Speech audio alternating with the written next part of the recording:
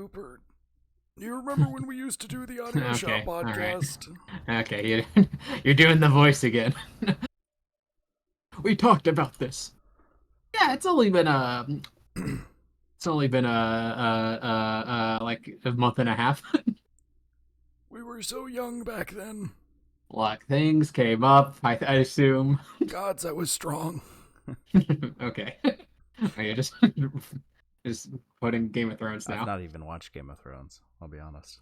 Pretty good show. Up until like the fourth season, maybe the fifth See, season. why I didn't start, and knowing that it goes to shit doesn't make me want to start it, right? Oh man, it's so good when it's good. Yeah, I don't know. Malia made me watch like the first 2 or 3 or 4 episodes. I don't remember how many, but And you were covering your eyes but looking through your fingers because it was too hot and spicy for you. I mean, I don't remember anything like that happening in the first couple episodes. It was mainly character stuff. I mean, I'm pretty sure the first episode has a lot of nudity, from Oh, what I I recall. don't remember that at all. You're watching for the plot. I can respect that. But just not for me. There's a lot of things that the ending sours the rest of it. You know, Oh no, I'm 100%. I mean, I wouldn't watch it through again. like Not after. the one I experienced was Seven Deadly Sins, Oh, the anime the anime. Yeah, just that. didn't stick the landing. Oh my god, no, it didn't. Like it up until, even though it was through a pretty bad animation studio, but up until near the end, I was like, okay, they got a lot going on. This is really interesting. They've got a lot of threads. Let's see how they tie it up. The final battle was shit, and then they started a new arc that was just god fucking awful. And I was like, because I had already I bought a couple of the manga volumes at that point, and I'm like, I'm not really sure I want anymore because this is really bad. I don't know what happened, but it just face planted. Something sunk cost fallacy. Yeah, I mean the fucking final battle was friendship is magic, so it was But that's stupid. how you have to use the power of friendship.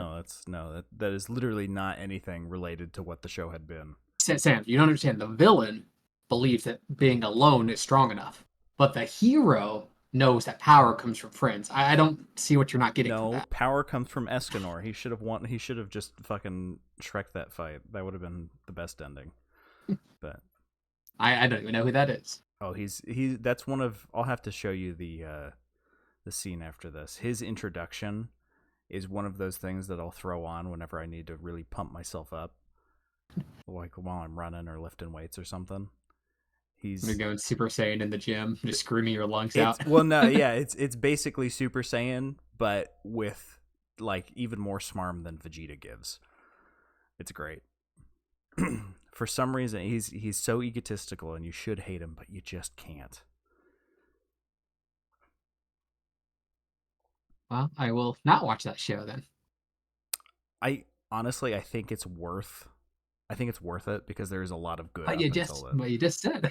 Wait. It's You're saying the exact comments you were just saying before. well, I wouldn't watch it again. It's literally just like the last episode of the last arc, and then don't watch past that. Honestly, I can live with the friendship is magic shit because it actually is part of the fight is good, but it's mostly the arc following it where it just kind of goes off the fucking deep end and doesn't make any sense. They kind of like the author destroys the magic system that he'd been using for the whole time and introduces a new magic system. And it's like, okay, this new magic system is just the rules don't matter.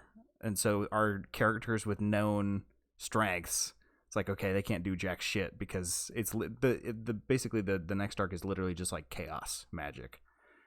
And so normal magic can't do anything against chaos magic. It's like, okay. You mean the Chaos Emeralds? Yeah, Chaos exactly. Control. It just goes to shit. It's like, what?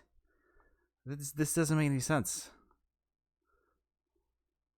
And so the main characters are just kind of the observers. They're just always there. They're not doing anything, and there's like 8 of them.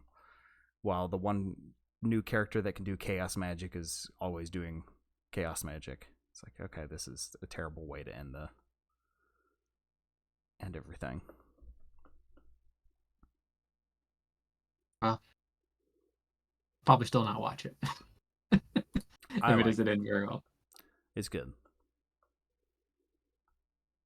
But it's, I don't know, there's been a lot of weird stuff. It's kind of exploded because there's really bad CG movies of it now, and they're doing a crossover like idle game with what's that one called? Overlord? Is that a popular anime? I don't know. But I've been getting ads for that. Well, not everything ends on a high note. But talking about ending on a high note, What? the ELO concert I went to. Oh yes, you did go to an ELO I concert. haven't talked to you about that yet. Talk about a personal achievement. Yes. That's a bucket list item. It was. We were 5 rows up from the floor. Not more than like 20 yards from the stage. It was really cool. Yeah, 2019 probably should have been the last tour. I will say that. Jeff is a really rough 76. Like, holy cow. He's a rock star 76. Yeah, but like, my grandma's like 85, and she's about 100 times more mobile than he is. He had to have somebody, like, he needs a cane to walk, and he can't really bend when they're doing the bows at the end. He like bent like 20 degrees. Oh well, this is why it's the farewell tour. He wasn't really playing the guitar all that much. You ever seen like Kermit the Frog play the guitar? Yes. You know how he's not really playing the strings and his hands just kind of moving. You're calling Jeff Lynne a Muppet? That's about how it looked, Jeff Lynne playing the guitar. He didn't remember all the words. They had a very specific backup singer that was there to fill in when he forgot. But when he did remember, like the first 15 minutes, well, not for 15, maybe like the first song and a half were really rough. And I was sitting there, I was like, oh God, I really hope the rest of the show isn't like this. But then he kind of woke up because it was a late show, so he was probably asleep backstage. And also, the pace of shows has been ridiculous. They've been playing a new city every night. Man, that really is. I mean, I guess that's a typical tour schedule, but definitely for his age. Yeah, I was like, okay, just slow down a little bit, because literally they bowed, walked off the stage, the house lights came on, and the crew descended and started disassembling the stage because they had to move it to a new state. It was kind of crazy, but it was really good. I had a really good time. The visuals weren't great. There was a lot of AI generated stuff. Like it worked. It was like morphing. You know, they're really not the current AI video, but kind of the early where things kind of morph and yeah, it doesn't look quite right. It doesn't look quite right. They used a lot of that. It really worked for Strange Magic. It was used well there. But for some of them, it just felt lazy. And then they had, whenever it wasn't AI, they would have like the spaceship from the cover of Out of the Blue. But whoever made it left the fucking docking, because you know, on the cover of Out of the Blue, it's supposed to be a space station with a ship docking, like flying into the hangar. They just fucking left that ship that was half hanging out of the hangar on the 3D model, and like use that spot to be the engine of the ship, even though it's supposed to be a space station in that picture. Okay. It was really, whoever did the visuals really fucking was terrible. But the light show part was amazing. And when I would say he remembered about 85% of the lyrics. He's still got a fantastic voice. So that's good. Yeah, well, it sounds like it was a good time overall. Yeah. And Rooney opened, who I forgot. Apparently I listened to them when I was a kid. Yeah, I saw that. You broke out the old iPod. I sent that video of my iPod Classic playing When Did Your Heart Go Missing? Because I was sitting there listening. I'm like, oh yeah, these are pretty good. and my partner was saying like, "Oh yeah, I can see why they're opening. They kind of got that sound. This definitely feels like a band you would like." And then they played "When Did Your Heart Go Missing?" and I'm like, "This isn't their song, is it?" I looked it up and I'm like, "Holy shit! I used to listen to these guys. I completely forgot." So it was a very good time. Nice. I ate too much food out with Jonah and Carmen too. That was nice. Went to dinner before the concert and then breakfast the next day. So Did you go to St. Elmo's? no, fuck no. Ah. Well, you have a nice steak dinner. No, well, we didn't Make a night of it. $400 at a restaurant before going to the concert. But it'd be a really nice steak. I'm sure it would have been, but we went to a brewery. Oh, that's nice too. Yeah, I had a Cuban. It was really good. I had a beer. You had a cigar?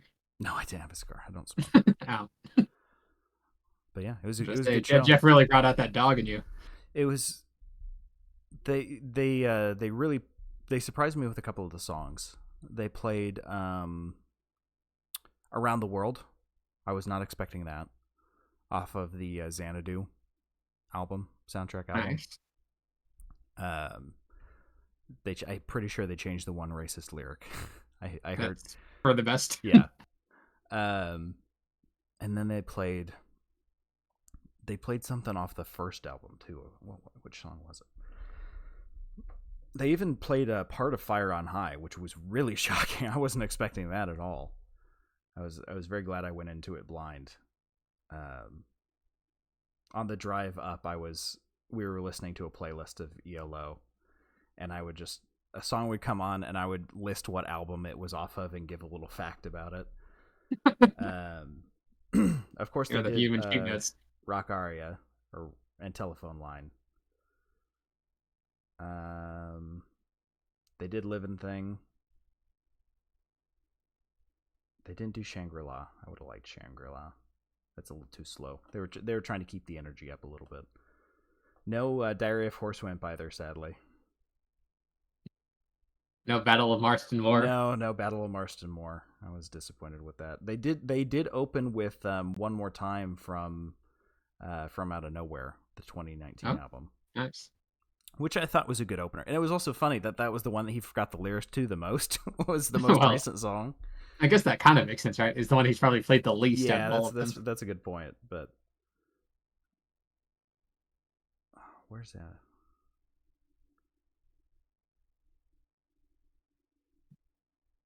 Oh, come on. I know I've listened to it more recently than that. Oh, it was, let's see.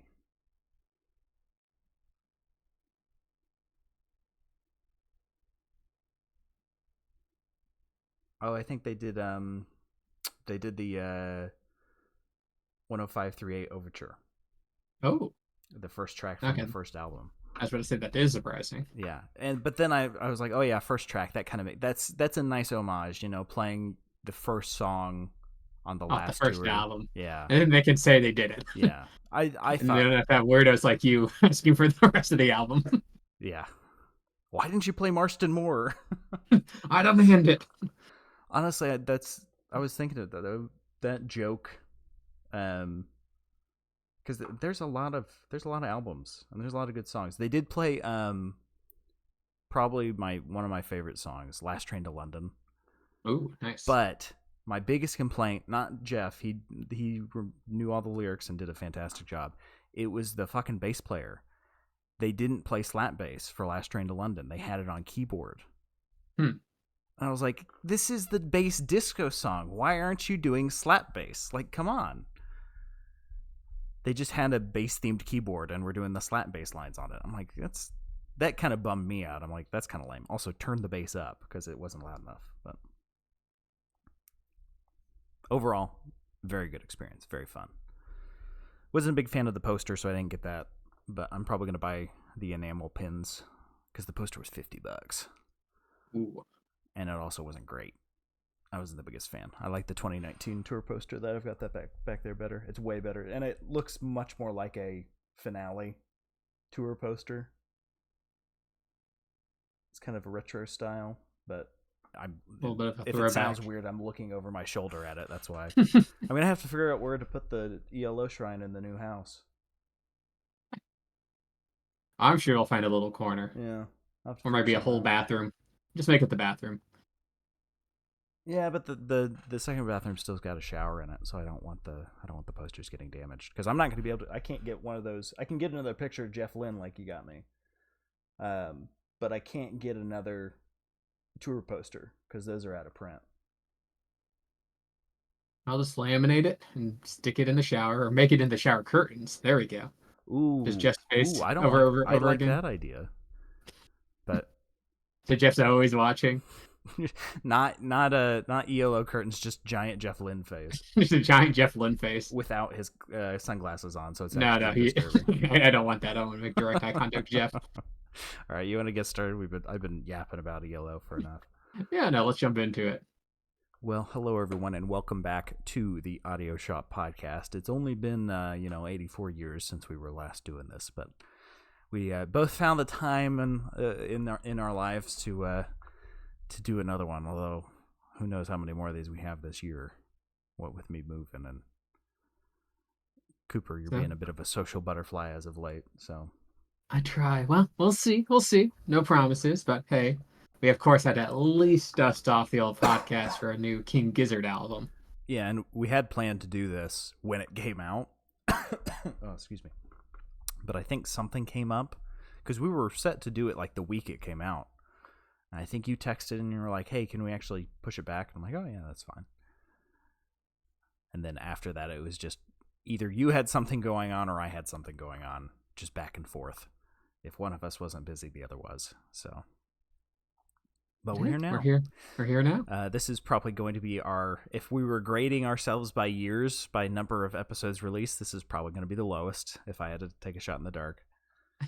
But, But highest in terms of quality. Exactly, yeah. I mean, honestly, the 5-year anniversary episode is dragging the rest of us up. But yeah, no. We're going to be reviewing the newest King Gizzard album today. Flight B741. Oh, bless you. Thank you. That was a cough. And I muted myself so they didn't hear it. But oh, well.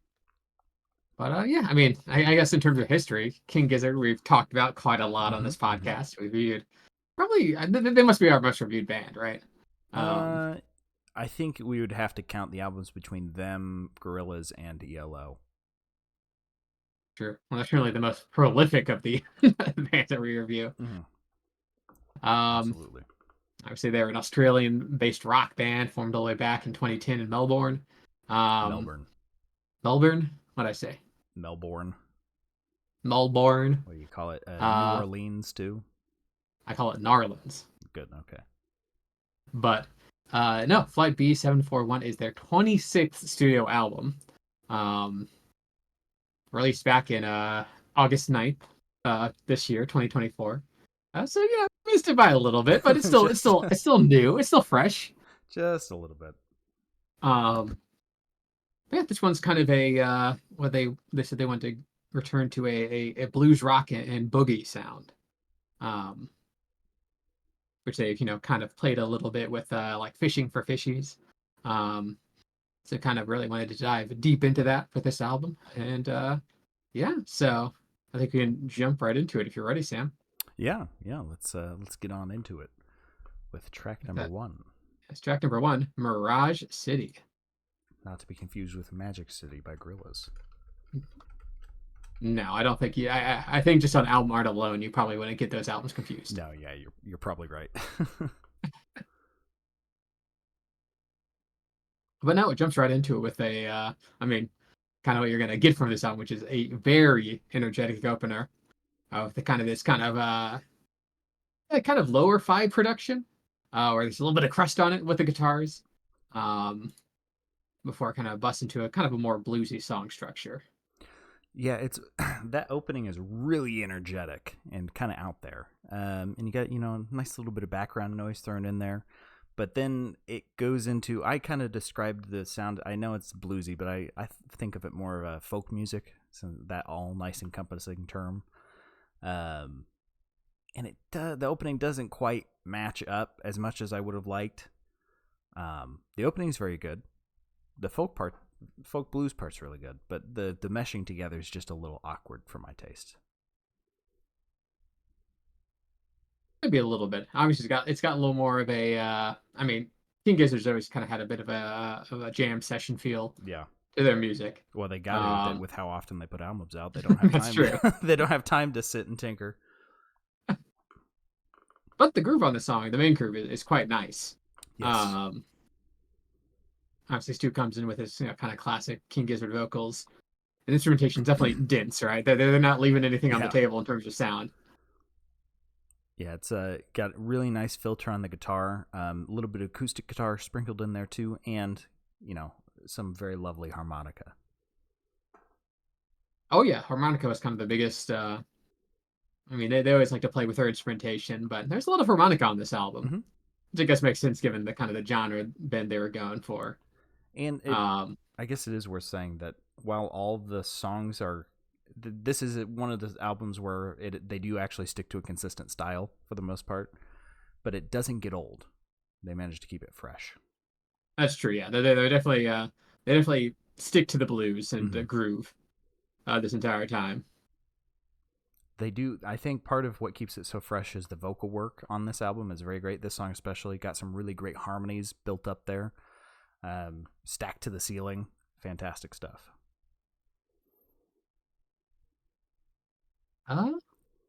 Yeah, and they also have like a little bit of an instrumentation cut out at like the 3:15 mark before the electric guitar kind of busts back in at full groove with a harmonica backing. Yeah, they do the intro again because they decided that it was that good. They liked it that much. Yeah, that's not the only time on this album they do that. All right, then we can move, I think, to track number 2 if you're ready, Sam. Yes. Antarctica.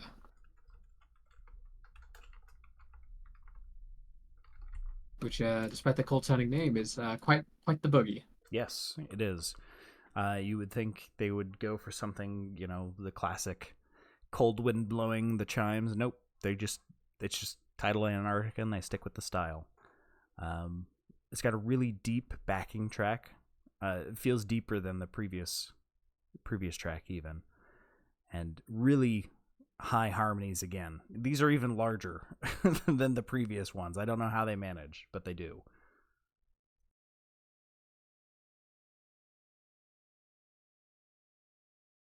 I mean, I gotta say it's like some ice-themed lyrics, something about a snowball's chance in hell. Oh yeah. Lyrics, yeah, but I was talking about no instrumentation.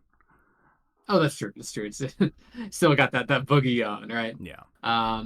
It also has like a bit more of I guess you could say like a keyboard breakdown almost, or kind of like a more funky kind of keyboard backing.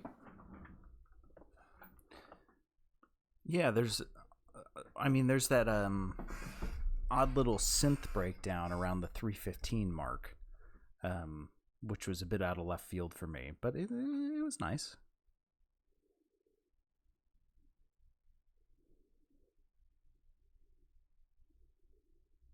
Overall, it's a fun little song.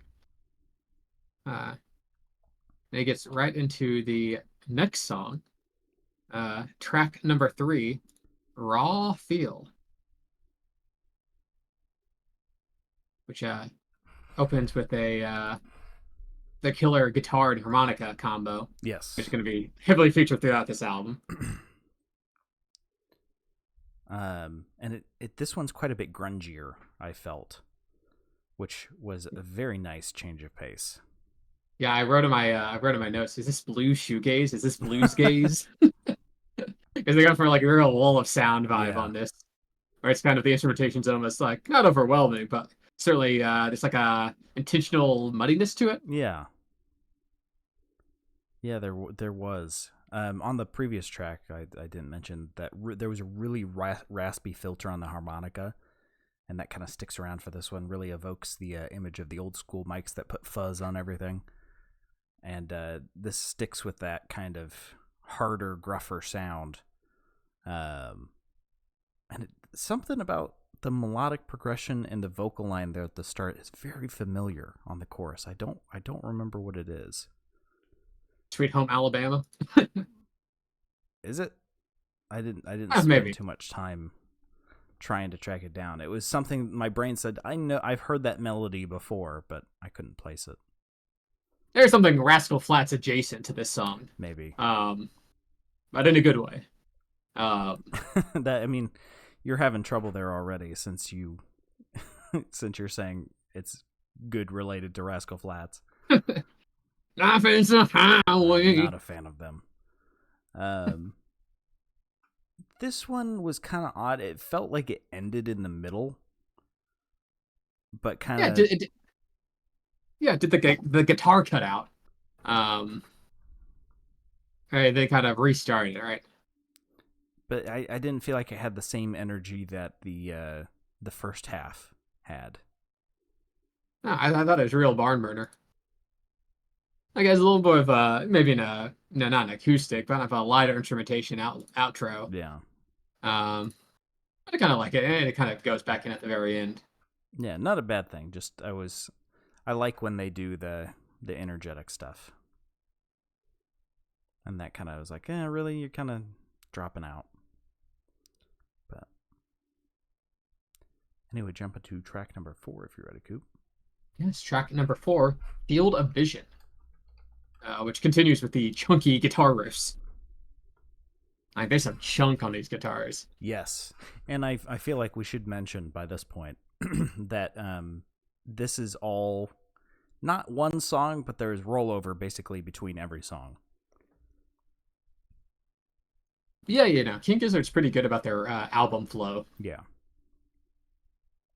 Which I always appreciate, because it makes it an album experience instead of just listening to songs. Just always appreciated. Mm-hmm. But for this one, we've got that great guitar that Cooper was talking about, but it's duetting. There's two. There's one in the left, one in the right, and there's some subtle variations between the times they played it that add a lot of excitement.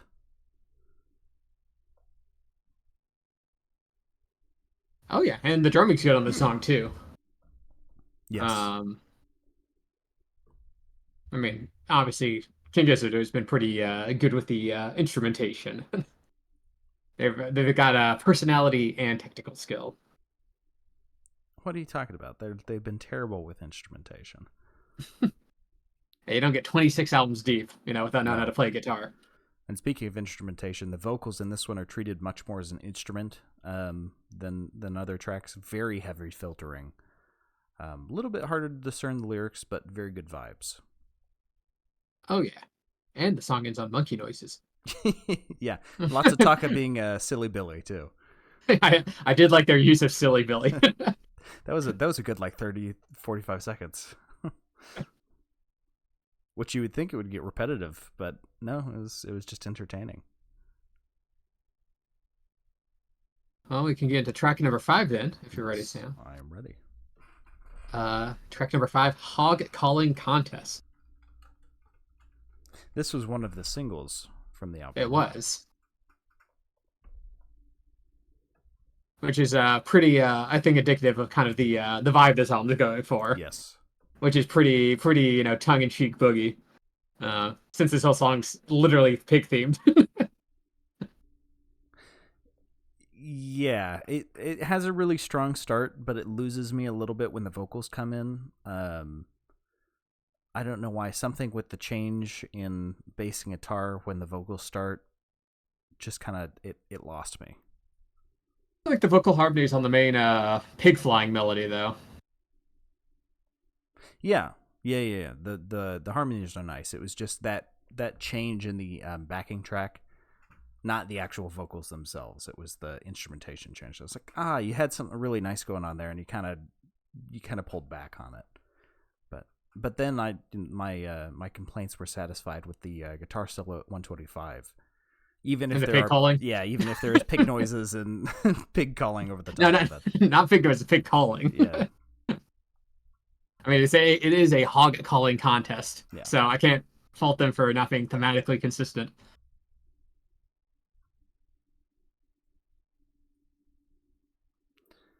The second half I thought was fairly strong compared to the first half. More of an instrumental focus, which I quite liked, especially with the strength of the guitar line. Yeah. I think it's a fun single. Yes. It takes us into track number 6 here, La Risque, Yeah, okay. which starts with an absolutely thick bass line. Yes. So the vocals are really clear in this one, and the excess fuzz was shifted to the guitar filter. Yes. Very fuzzy guitar. Very fuzzy, very gruff, very nice. I don't know if you caught it, Cooper. It was around the 2:10 mark. There was a little "Okay, let's ride" that made me laugh because he says it really fast. Okay, let's ride. Yeah, I don't know why I found that so funny. It was kind of out of place. Probably from the actual jam, right? Just let it ride. Yeah. I do like the call and response of this song. Mm-hmm. I don't know why Stu called his own prick Tiny. Yeah. I picked up on that too. I'm like, I mean, hey, at least he's being honest. It's a pretty out of pocket lyric. Yeah. Like no one was asking Stu, but I mean, points for honesty. And then there's that drop out to only the bass with the really nice breakdown. It was a good display of quiet singing rather than the mic being shoved down the singer's throat. Oh yeah. Not that King Gizzard's never like gone to more low key songs. Yeah. Certainly not this album isn't the place for it, but they've been on other albums. It is also a hard stop ending. Yeah, I quite enjoyed the ending to the song. It did very good. And then it takes us into our next track, the title track, track number 7, Flight B741. Now, do you know why it's titled that? I do not. If I can look it up. Yeah, naming. So, Flight B741 is the title track. While some have theorized it may refer to the Boeing 741, it's most likely a play on the B741 chord progression commonly found in the classic rock songs, including "Sweet Home Alabama" by Leonard Skinner and "Don't Stop" by Fleetwood Mac. Duh. So that's probably it in terms of it's like referring to a specific chord progression. That's a little bit of a throwback, which pretty clever. Yeah. Okay. That makes more sense. But yeah, this one I don't know. I wasn't as big of a fan of the sound on this one. It sounds almost disorganized compared to previous tracks. A little less hard hitting, I guess. I mean, I think it's got a good central like piano bluesy groove. Yeah. I don't know. I think it was a big part of it was the vocals. They were like lower. They gave me lower quality for some reason. I don't know. I think it was maybe the change in the filter and the tone of it. I don't know. It also has a surprisingly like dreamy breakdown at like 2:45. Yeah, just some elements of it that didn't quite mesh together for me. I think it has a pretty strong ending as a song. Yeah, I did get a lot of Beatles influence in there, especially that breakdown around the 3-minute mark. That really gave me some heavy Beatles vibes.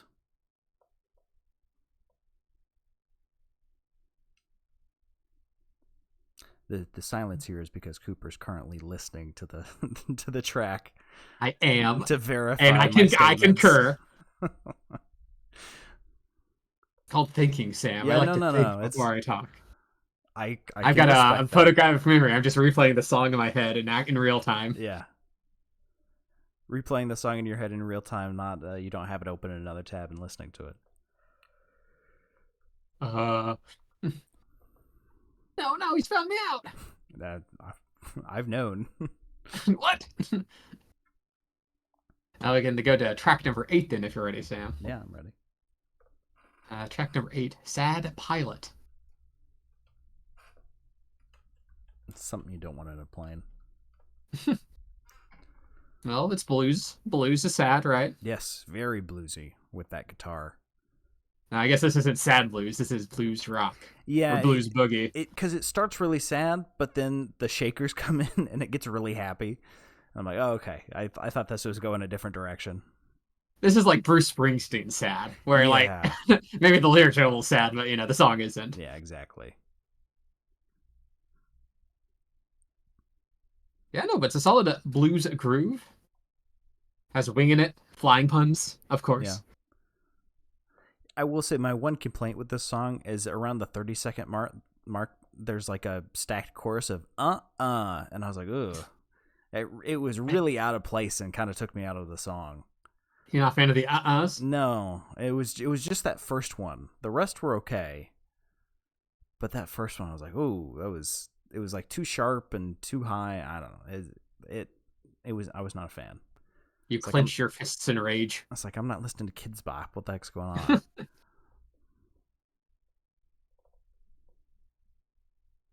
Pretty solid. I don't have too much to say about this song, besides it just being a pretty solid central groove. Well, this is the one where they liked the intro so much they ran it again as the outro. Which, I mean, I can't disagree. It's a great opener closer. It is an opener. Yeah. And a closer. So that was the second song that I laughed when they did that. I thought it was quality. And it leads us into our next track number 9, Rats in the Sky. You noticed anything about this track, Cooper? Not particularly. No, you didn't get any Mr. Blue Sky influence there. The driving beat, the sky in the title.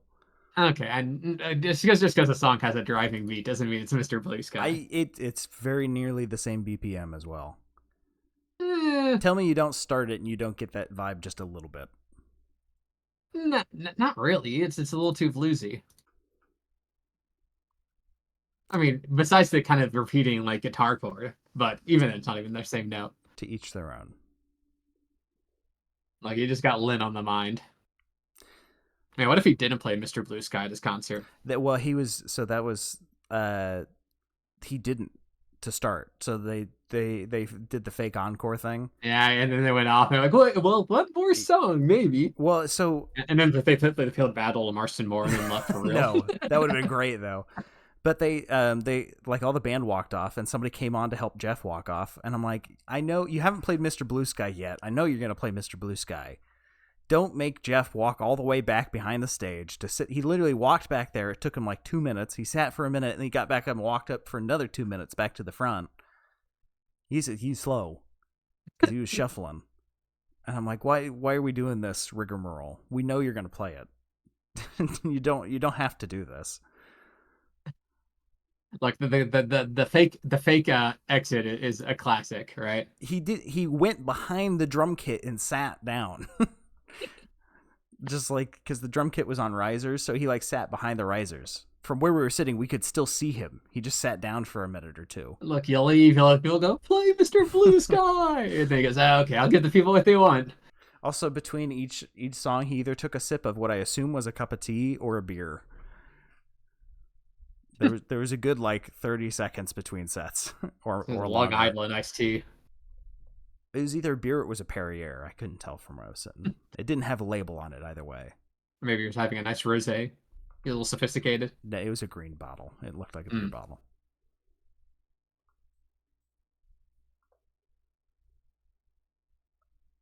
Yeah, fun song.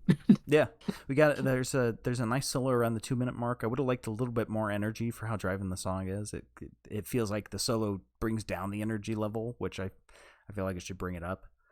But Got like a fun little central groove. Yeah, Lots it of kind of ringing leads into bells. it kind of leads into the last song. But I felt before we get there, I don't know if you picked up on it. I especially noticed at the end. There's a little bit of sax that pops in and out very subtly, which was a really nice touch. I wish I had played and a more surprising to prominent have role. it so late in the album. Yeah, it was fantastically played. I'm like, oh, come on, like sax and blues, bring that up a little bit more. That'd be really cool. But they wasn't what they were going for on this album. Maybe the next time they do a blues rock album, just gotta wait a I mean, couple of years. they do seem to like the blues sound. Yeah. But yeah, I'm ready for track number 10 if you're ready. Yeah, track number 10, Daily Blues, the final track on the album. And the longest one, at almost 8 minutes long. Yes. Now, this was the one that I felt was more shoegaze with the wall of sound.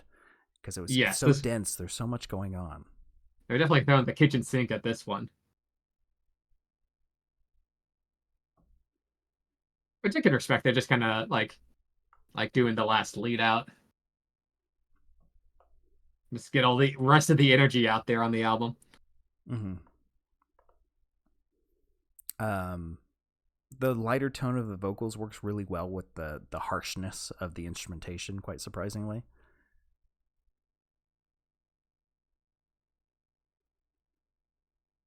Oh yeah, and it's again, I think got good vocal deliveries throughout. I always like King Gizzard's lead singer. He always is able to kind of chameleon his way to whatever the genre is and have fun doing it. Mm-hmm. And of course, it has that harmonica throughout. Note that the song does end. I mean, obviously, it keeps the wall sound for a lot of it. Mm. It actually does kind of fall out a little bit in the middle. Mellows a little bit. Yeah, it does. There's quite a few style shifts. Mellow middle, but then it's really gruff right there at the end.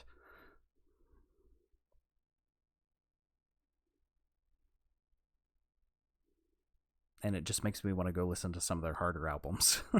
They do have some harder albums. So, yeah, no, this one definitely falls in the spectrum of kind of being a lot more on the, obviously high energy, but kind of, a lot more tonally light. Right, where they're just kind of in that same realm of like, I don't know, laminated denim. Yeah. Changes. And then, I don't know if you're ready for the very, very end. Yeah. That nice propeller sound effect, and for some reason a horse whinnying. I was a little confused by that. I know. I think they're just throwing the kitchen sink at it. They've had a kind of a barnyard animal thing going on here. Yeah. And of course, the song and album thus ends on the vocals repeating the title of the album, as all albums are legally required to do in Australia. It's a copyright thing. Yeah, I see. I never realized.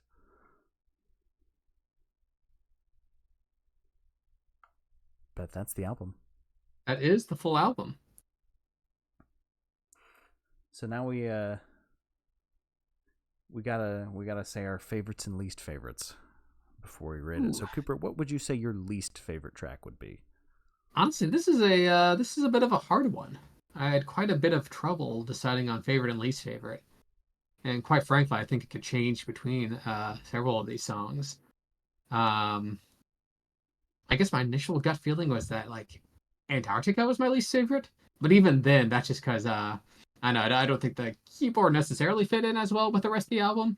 Mm-hmm. But it still had a fun refrain with some drums, so even then, I could probably switch to like Rat in the Sky or something. Yeah, no, I don't know. What about you, Sam? Personally, I think Flight B741 was my least favorite. On the title track. Yeah. I don't know, just how that disorganized feeling I was saying compared to the others. It wasn't, I mean, in no ways was it a bad track. Just compared to the others, I felt it was the weakest. I don't know, just something about it didn't vibe with me. I can't put my finger on it. In that case, what's your favorite song? Favorite, I would have to say Antarctica. Oh, controversial. I really enjoyed it. Really liked the fuzz. The little weird synthesizer bit was odd, but personally, I think it was one of my favorites. What about you? I really liked Raw Field. That's a good one too. where it really got the deep into the blues gaze. Yeah. With all the instrumentation kind of going into it and just having like a roaring fun time with the guitar and the harmonica, right? Kind of what the whole album was encapsulated in. Yeah, no, and that's what I think. That's about it.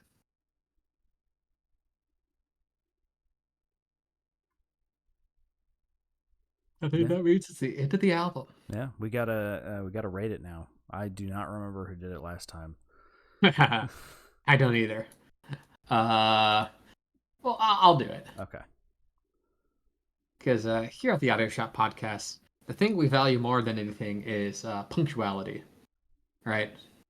And of course, before there were cars, people were just late to everything by several hours Mm-hmm. because they had to walk there, and they left assuming, oh, I'll just drive there. But cars weren't invented yet, so they'd always have to walk. Um, and now that there are cars, we can get everywhere on time. Um, and that is to say that there's nothing wrong with America's driving infrastructure, and walking should never exist again. I think that's a very uncontroversial statement that everyone will stand by. So, of course, we made our podcast horror themed. At the tip top, we have showroom. That's the cream of the crop, the best of the best. And all the way on the bottom, we have scrapyard, the ooh, yuck, get it away from me, bottom of the barrel stuff. And then we got like new, fixer upper, used rental, and we'll give it a higher low depending on how we're actually feeling about it. Mm. So Sam, what would you rate Flight B741 by King Gizzard and the Lizard Wizard? I think I would rate this a pretty solid like new. Personally, probably a high like new, because it's oops, sorry, smacked my mic there. It's very good quality. I really like the style they got going on. There's just not that little bit to push it into. Man, you gotta listen to this. It's a very good album, but it's not life changing, if that makes sense. Like when we listened to there was showroom. I don't remember what their name was now. The throwback band. One of our last reviews. You know what I'm talking about? Let me pull it up. Yeah, I'm pulling it up too. It's been too long. Now you're referring to Lemon Twigs? Yeah, boo, I believe so. Is that the one where one of them's standing on their head and the other one's That's A Dream Is All We Know by yeah. the Lemon Twigs. Yeah, Dream Is All We Know. Like that was like, holy cow, I've heard this before, but this is brand new, that kind of thing. Like that was mind blowing. This is like, yeah, this is really good, and I'll probably listen to this a lot. But it doesn't have that impact. You know what I'm saying? Je ne sais quoi. Yeah. Oh, now you can pronounce the French. Huh? Wait, that's French? But yeah, I really like it. It's very high like new. Just not quite in that showroom for me. What about you? What are you thinking, Coop? I think I'm in full agreement, Sam. Again, I think it's a technically great album. Mm-hmm. Obviously has a lo-fi feel, but still has a lot of high energy, a lot of personality. Commits to the blues bit and delivers excellently. I agree, it's not my favorite King Gizzard album, and I don't think it breaks into like the upper echelons like their best albums. But I think it's a solid album that Mm-hmm. if you're in that particular mood, it scratches that itch. Yeah, it's very good. Well, that's the album. Now we're gonna roll on over to the spare tire, which is whatever else we've been listening to for the last like 2 fucking months since we haven't done a show. I've had a lot of ELO, I'll be honest. A lot That's of fair ELO, enough. a lot of Takanaka. Started the Over the Garden Wall soundtrack again because it's getting into fall. Got to listen to that. That's true. Tron Legacy, mainly just because it's Daft Punk and that's a very good album. A little bit of getting back into my Larry Carlton roots a little bit. I used to listen to him a lot. But other than that, nothing new really. I've not been listening to a ton of music. You've been locked into that ELO headspace. Not even Getting all geared that up much. for the concert. Like I have of all of them, I've listened to ELO probably the most. But like if I'm at work, I'll put Takanaka on just because it's good I like not having lyrics, you know? Or if there are lyrics, it's in a different language. Nice instrumentation. Yeah. But, excuse me, it's, I don't know. I've not been in a music mood. I've been getting back into it in the mornings. I've been trying to listen on my drive in, but I've just been mainly listening to podcasts and that kind of stuff. So, what about you, Coop? What have you been listening to? Oh, there've been quite some good albums coming out. Jack White just released a new album, No Name, which was pretty good. Quite the throwback album. Peter Cat Recording Co. released their album Beta. I actually just saw them live last weekend, which was an excellent show. So they played a lot off of that. Let's see, what else? What else was released? Porter Robinson had a good new album. Somersault did a re-release of their Driving Back to Hawaii album, which I liked. A re-release? It's kind of like they had their album Driving to Hawaii, which I think they released like 10 years ago. And then they released a new remastered version called Driving Back to Hawaii, which had like re-performed versions with like some additional songs on it, which was nice. Now, is it good compared to, because the only re-performed songs I ever think of is when ELO did it, and the 2012 versions are terrible. No, it was great. Okay. I mean, it's only 10 years ago, so it's not like they are that out of touch with it. Good point. Really liked the new album by Ugly called Twice Around the Sun. I thought that was a good bit of like Baroque pop. Very out there, kind of, touching a lot of different genres. Interesting. Some great stuff released this year.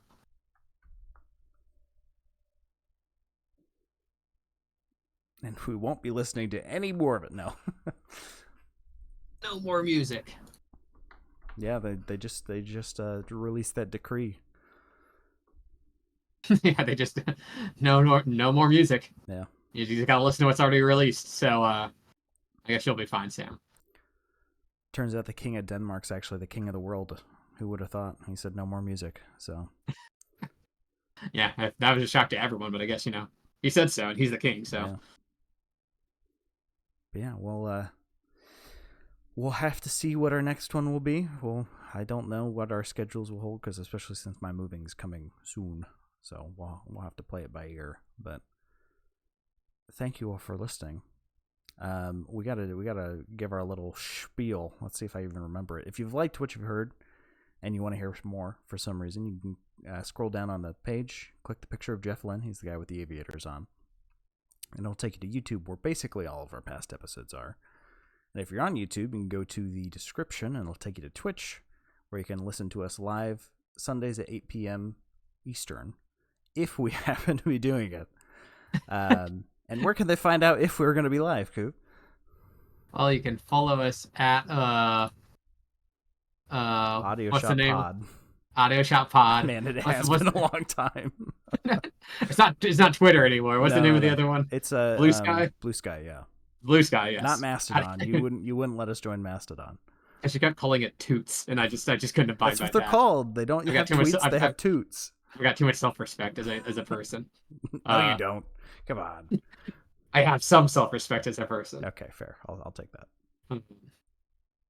And we'll let you know what we're listening to and when we're going to listen to, or when we're going to review it. Yeah. Which could be any time. Ooh. Yeah. Yeah, it'd definitely be a little bit sparse. And then, of course, we were getting into the holidays as well. So then that's going to throw some more kinks in the work there. But well, yeah, that's about it. Yeah. So thank you all for listening, and we will see you next time. See you later, shoppies. See ya.